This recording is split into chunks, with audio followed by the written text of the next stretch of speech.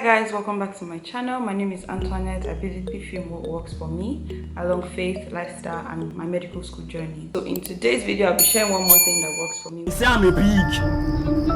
I am a pig.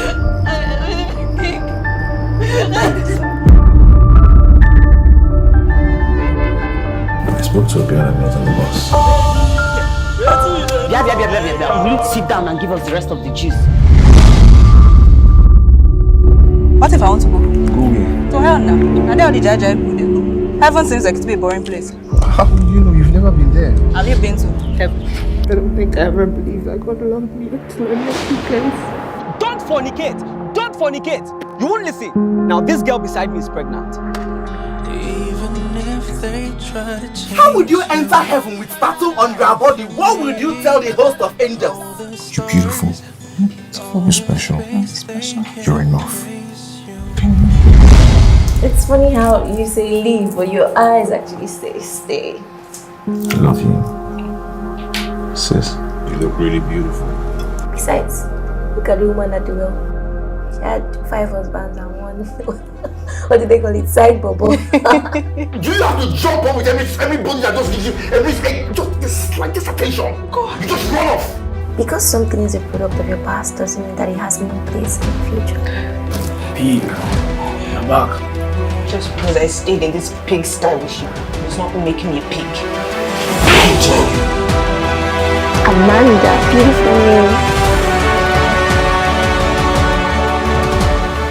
Which is a movie I basically learned a lot from, but I will be streamlining it to 5 things that I learned from loving Amanda. So 5, just 5, because I mean, you could watch it so you will learn your own lessons. So let me not bombard you with every single thing. So first things first, I want to say that when you see anything that is promoting the gospel, it doesn't hurt to actually promote it as well. It doesn't hurt to tell people about a Christian movie that you watch that blessed your life. It doesn't hurt to share gospel music that worked for you that is blessing your life. It doesn't hurt to share things that people do for the gospel. When somebody promotes the gospel and we share what they did, it's not what they did now, it is what they did for the kingdom. So it's just like saying your sister did something that made your family proud and you're saying you're not going to share it because you're not the one who did it. It doesn't work that way. So in the kingdom we're a family, and I just wanted to put that out there. In the kingdom we're a family, and if somebody does something that promotes your family, we want to share it. It's just like my sister cannot do something on maybe CNN or something and it's going viral and I will not share it. That's witchcraft. That's witchcraft. So if somebody does something for the kingdom, somebody does something that is promoting the kingdom of God, you as a believer, it is your responsibility to share. It's not compulsory, and you also have the right to watch it and check it if it aligns with what you believe the kingdom is about. If it doesn't align, then you are at liberty to not share it. But if it aligns, I mean, you can share it, so why not? Yeah, so this is me just sharing what works for me, and basically I feel like I'm just yapping about, but yeah, you get the gist. So I want to talk about 5 things I learned from loving Amanda, and I'm going to tell you if you should watch the movie or you make the decision if you want to watch it or not. But let's go. So Loving Amanda is a movie that was executively produced by Pastor Laju Iren, EPL, executive producer Laju, okay. And she had been talking about the movie for a while, talking about how it was going to be released on April 15, I think. And so yeah, everybody had to pay for like online virtual cinema, let me put it like that. The movie was 3,000 naira and I paid. So Loving Amanda was a movie that, you know, taught me more about the love of God, about how the love of God doesn't condemn people. And if anybody as a Christian who leads you to Christ, or who tells you that they're Christian, is condemning you for whatever you did, it's not the love of God. They're not walking in love at that moment, because they believe that for them to be able to get to the point they are, it was based on their self. It was not based on the love of God that drew them out from where they were. So any gospel that somebody is preaching to you that doesn't convey the love of God is not the gospel of God. And it just brings me to this scripture. I think it was also read in the movie, John chapter 8 verse 7. And I'll be using the Passion Translation that says, let's have the man who has never had a sinful desire throw the first stone at her. So basically, in the context of this scripture, I think there was a lady that was caught in the act of adultery, and they dragged her out to Jesus, because I think at that point they wanted to test Jesus and see what he was going to say, if they should kill the woman or not, because I believe that what they were trying to do was, if Jesus is really Christ, and walking in the love of God, he would not say they should kill somebody. And he would also be bashing the law of Moses if he's saying that they should not kill the woman. So it was two ways. Either ways, it was a trap question basically. And so what Jesus said was, let's have the man who has never had a sinful desire throw the first stone at her. And he records that everybody just began to like drop their stones and they walked away.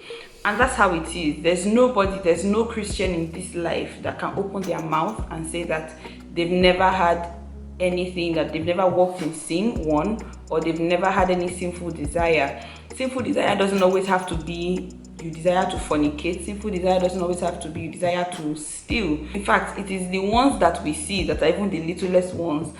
There's no rank in sin. There's no I sin past you or you sin past me. No, there's no rank in sin. However, it is even the ones of the heart that are worse. So if you are saying that, oh, you've never stolen, you've never desired to fornicate, to adulterate, whatever, yeah, you get the gist.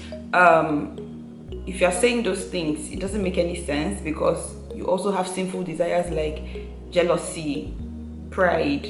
Those are sinful desires. Those are sins. Like, if you've never done those things before, then cast the first stone. And so there's no Christian that can say that they've never walked in any one of those things, like half of like one.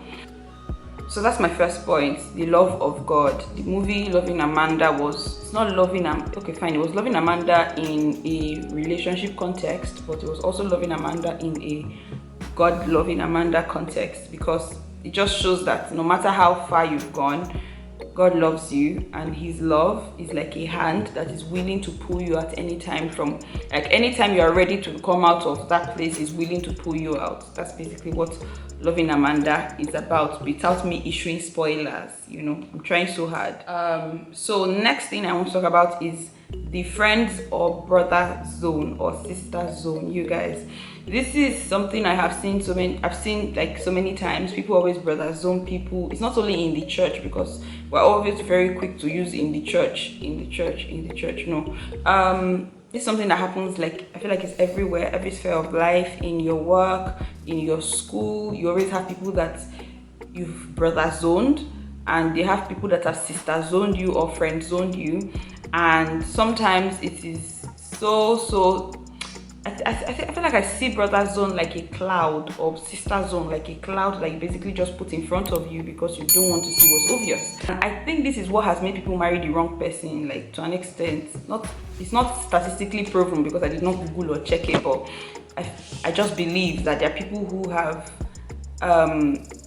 zoned the person that they should have been married to and have had a very good home with into brother zone. And I feel like there's also this thing where people feel like if a friendship is so good, they don't want to ruin it with a relationship. So I'm not going to talk much about that, but I just have a few questions I wrote down for chat purposes. So let's chat in the comment section. Do you think a Christian lady should tell a guy that God said he's the one, or do you think a Christian lady should tell a guy that she likes him? You know, do you even believe that there is the one in the first place, or you can marry anyone? I feel like there are people who have messed up like things that should have been great homes just because they put friend zone and brother zone in front of them. And the way I see this thing is like this friend zone, brother zone, sister zone is like a cloud that is built in front of you, either by yourself or subconsciously, that makes you not to see the other person in the light that you should actually see them, basically. So the first one is, do you think a Christian lady should tell a guy, or a lady rather, not even a Christian lady, do you think a lady should tell a guy that they like the guy? Also, do you think you should tell a guy that God said he's the one? Do you even believe that there is the one? So these are 3 questions we could chat about in the comment section. I look forward to you guys' responses about friend zoning, telling somebody you like them or whatever.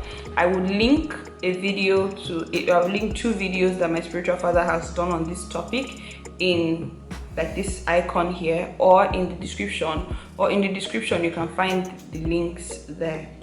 So the next point now that I think is notable, the next lesson is, if you've been friends with a guy or a girl, and like especially with the level of closeness Amanda and Gotch had, so I don't think you should waste any time in courtship, because at that point you'll be prone to sinning, because they had such a level of closeness already and they knew so many things about one another. There was no need, because the thing is, what people miss about this is that courtship is a time to get to know one another. So if there's already a friendship where you know someone through and through, I don't think there's any point wasting time in courtship anymore. Just proceed to marriage so that you don't fornicate, so that you don't sin against God.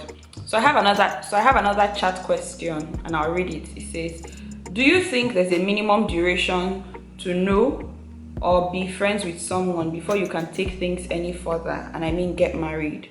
So let's talk about that in the comment section.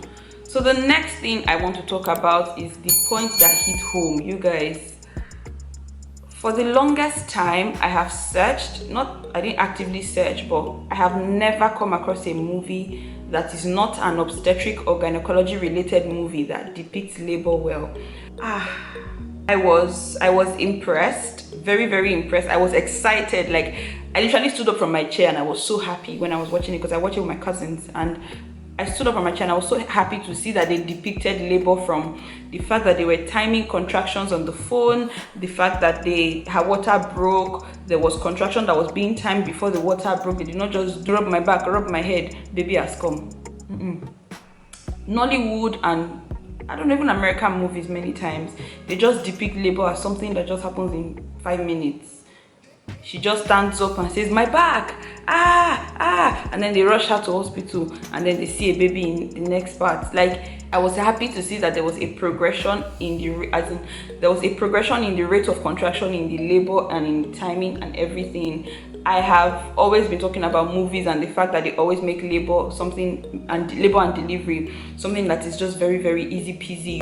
Yeah, there are fast labors like that, but 90% of the movies shouldn't be acting that, because that's not the reality. The reality is on YouTube. Check for YouTube people that have gone through labor and delivery, and you will see what the reality is. So another thing I want to talk about that I learned was help people. Like, never look down on somebody and just be like, you know, get where they pass you go. For English, it means there's nothing you can do for me, because you just feel like they're in a level that they can never ever help you because you're up there.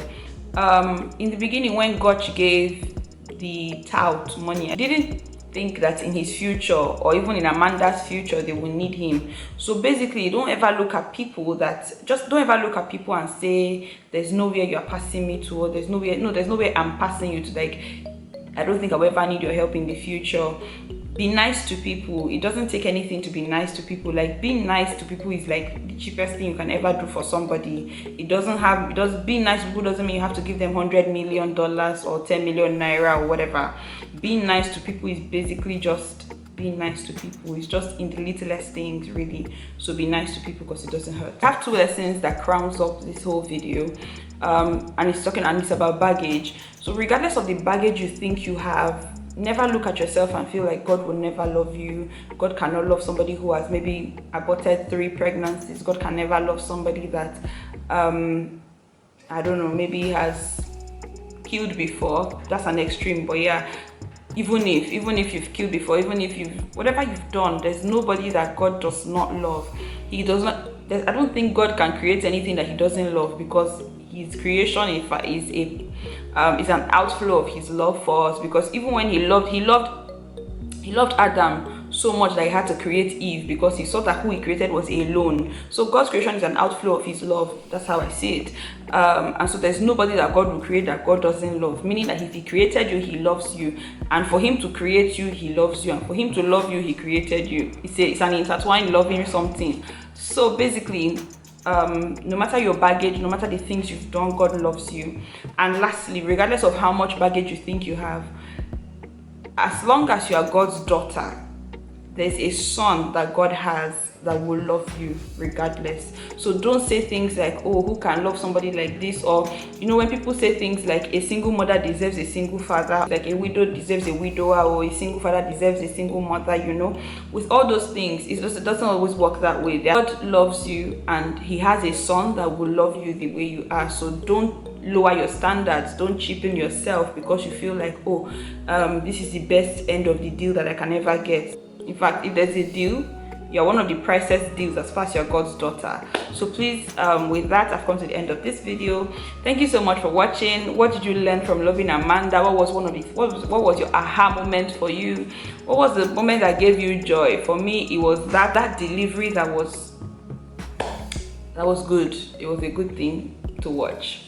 So thank you so much for watching, guys. I'll see you in my next video. Usually I do Christian movie reviews once in a while, so thank you so much for watching. I love you guys, and Jesus loves you. God loves you, regardless of what you've done, regardless of who you are, regardless of what you've said about God, regardless of what you've even done against the Bible. God still loves you, and if you plug into that love, I promise you, you will be glad you did.